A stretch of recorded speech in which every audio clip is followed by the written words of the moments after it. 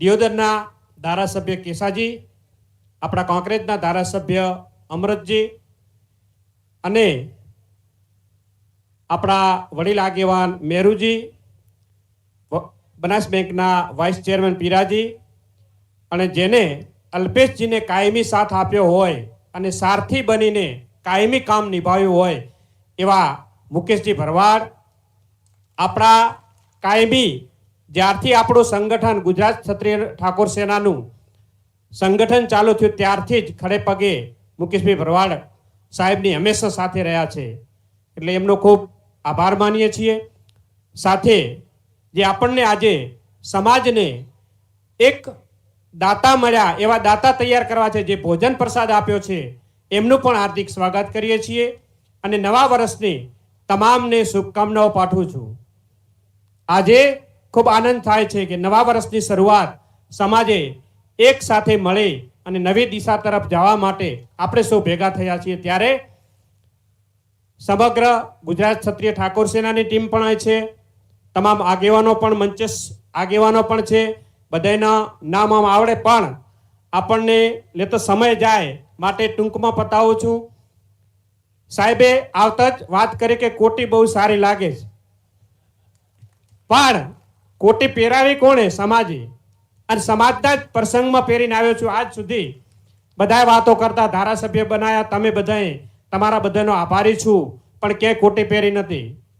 પણ આજ એવી ઈચ્છા છે કે જ્યારે સમાજની અંદર જાઉં છું અને સમાજનો પ્રસંગ હોય ત્યારે જ્યારે સમાજ કોટી પહેરાવતો હોય ત્યારે કોટી પહેરવી પડે.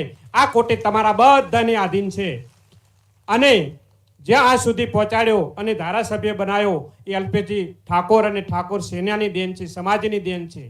તમારા બધાનો હું ઋણી છું કે તમે બધાએ જ્યારે પેટા ચૂંટણીની અંદર મહેનત કરી અને એક સેવક તરીકે એક સેવા માટે આ વિસ્તારને ખૂબ વિકાસ કરવા માટે જે પણ તમે નાના મોટી સેવા કરી અને તમારા દીકરાને આટલી સુધી પહોંચાડ્યો છે, એટલે તમારા બધાનો હું ખૂબ ખૂબ ગુજારીશ છું.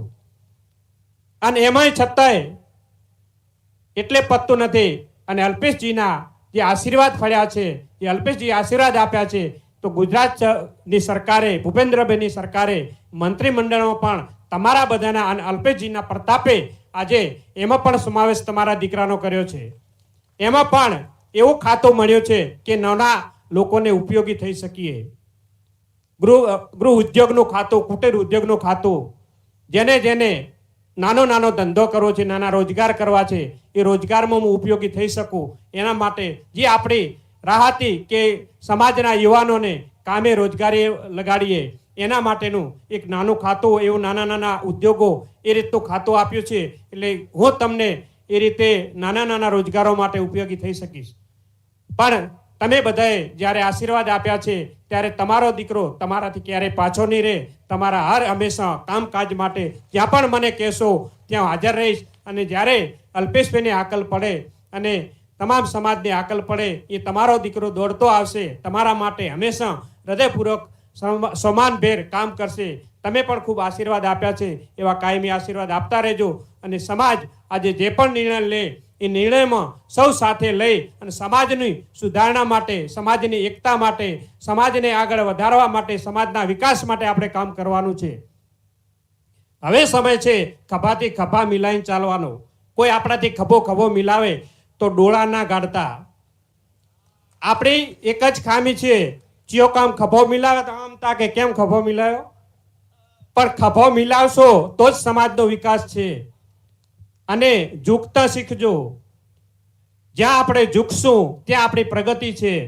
અને વહેમમાં અને હુંકારમાં રહ્યા તો કશું આપણે સમાજ કશું નહીં જોઈ શકે. આપણે સમાજને ઘણું બધું આપવાનું બાકી છે.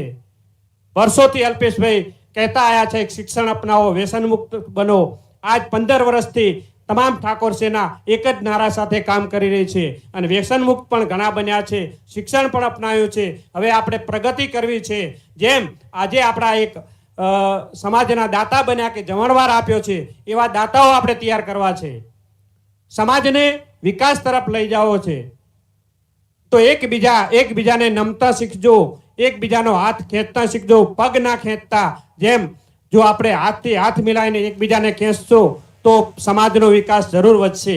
એટલે તમામને મારી વિનંતી છે કે આજના સમયે આજ જ્યારે સમાજ ભેળો થયો હોય ત્યારે સમાજની ચિંતા કરજો અને સમાજની ચિંતા કરી અને આપણે સૌ આગળ વધીએ એ જ સાથે મારી વાતને વિરામ આપું છું અને નવા વર્ષની તમામને શુભેચ્છા પાઠવું છું. આવો આપણે નવા વર્ષની અંદર શરૂઆત કરીએ, સમાજના વિકાસની વાત કરીએ, શિક્ષણની વાત કરીએ, વ્યસનમુક્ત બનીએ. એક નારા સાથે જ્યારે સદારામ બાપાની જય બોલાવો તો બે હાથ ઊંચા કરી જય બોલજો અને જ્યારે આપણા સમાજની વાત હોય ત્યાં બધા એક થઈ નેક થઈ અને સમાજના વિકાસ માટે કામ કરજો.